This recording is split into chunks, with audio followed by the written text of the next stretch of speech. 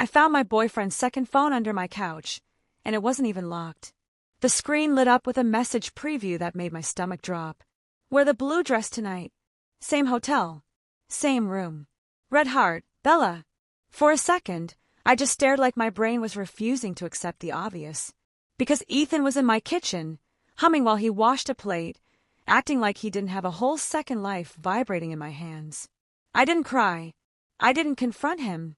I did something worse.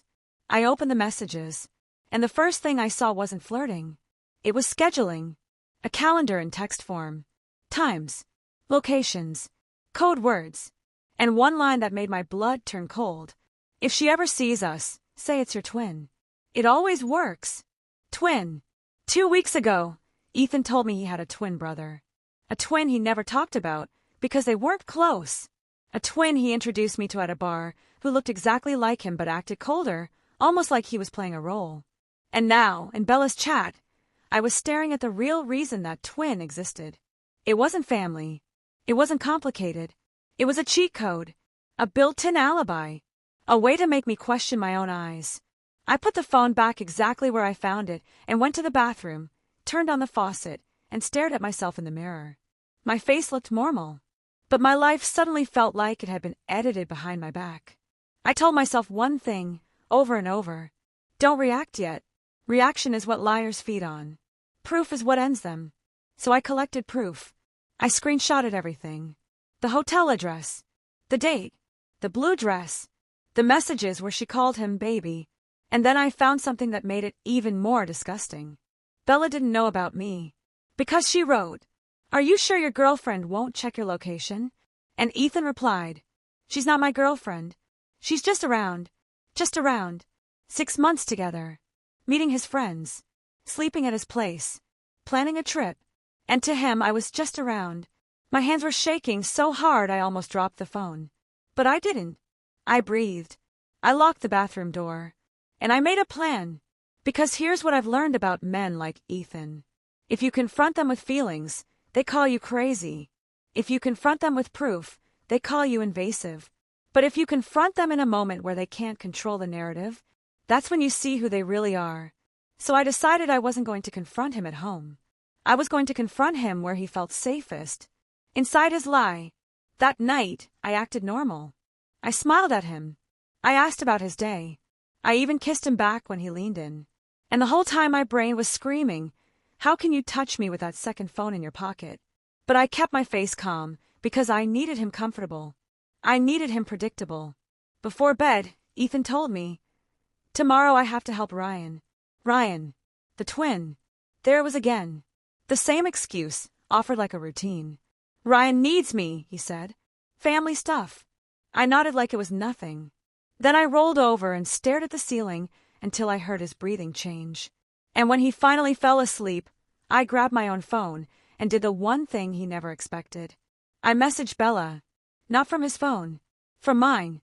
I wrote, "Hey, I'm sorry, but I think we're dating the same guy." I almost threw up after I hit send. Not because I was scared of her. Because I knew the reply would make this real. 10 minutes passed. Then 20. Then my phone buzzed. "Bella, what? Who are you?" I sent one screenshot. The hotel message. The blue dress. Her heart emoji. Her name. Then another screenshot. Ethan calling me just around. There was a long pause. Then she replied, "Oh my God. He told me he was single." My chest got tight. Because it meant she wasn't the villain. She was another victim in the same scam. Bella asked if we could talk. We moved to a call, and the second I heard her voice, I knew she was telling the truth. She sounded like someone whose stomach had fallen through the floor. She told me she'd been seeing Ethan for 3 months. 3 months. Half of my relationship. She said he was private about family, but he mentioned a twin. He told her that if she ever saw him out with another woman, it might be his brother. And when she said that, the air left my lungs. Because that meant the twin story wasn't for me. It was for both of us. A copy-paste cover. A script. I told her I met the twin. Bella went quiet. Then she said something that made my skin go cold.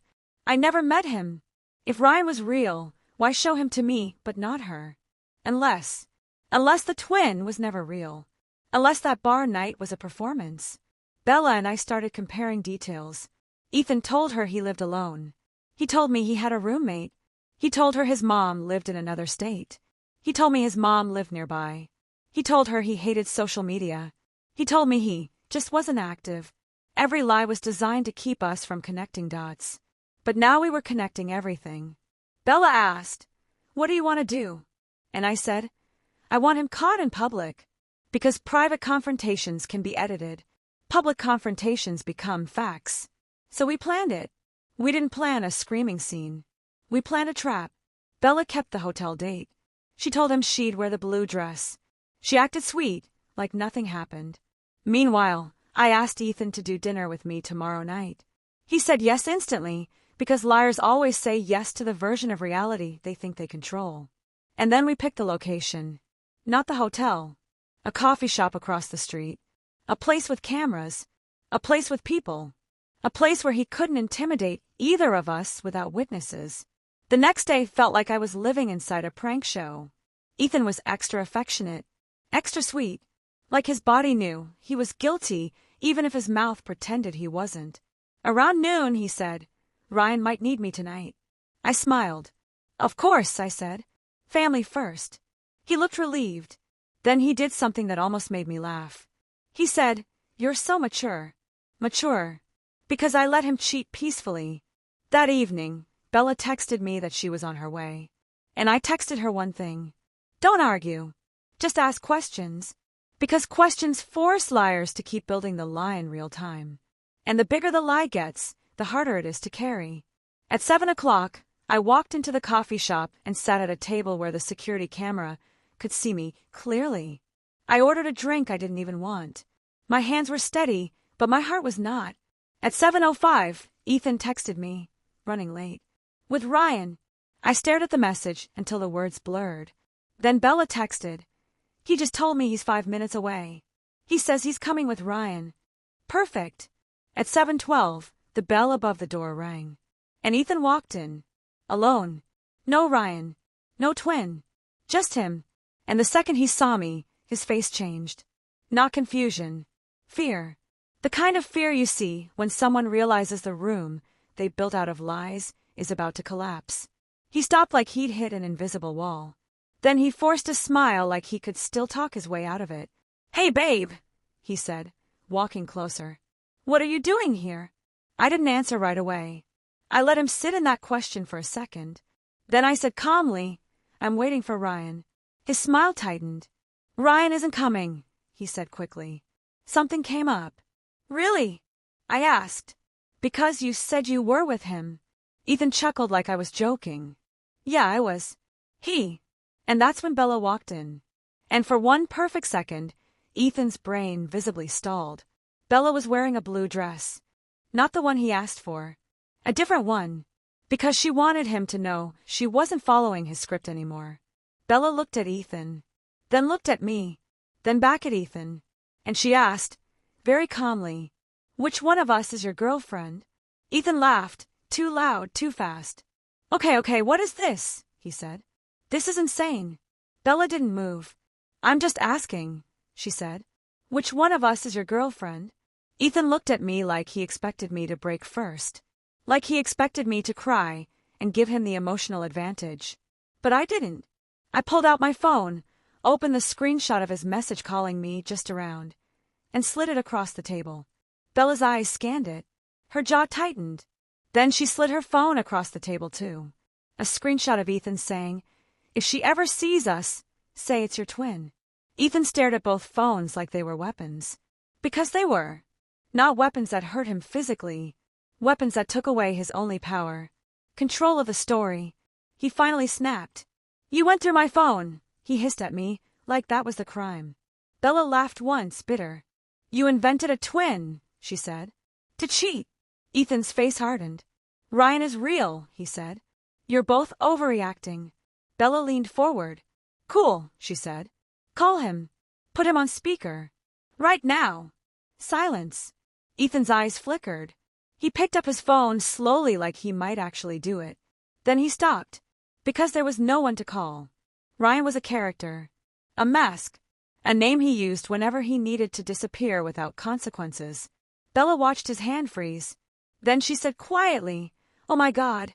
Her voice cracked, not with sadness, but with realization. "You made him up," she whispered. "You really made up a whole person." Ethan's chest rose like he was about to explode. He tried to grab the narrative back. "I didn't want to hurt anyone," he said. "I was confused. Confused. Like cheating for months was an accident. Like inventing a twin was a normal mistake." I looked at him and said something I'd been holding in my mouth like poison. "You weren't confused. You were organized." That sentence hit him harder than yelling ever could, because it named what he really was.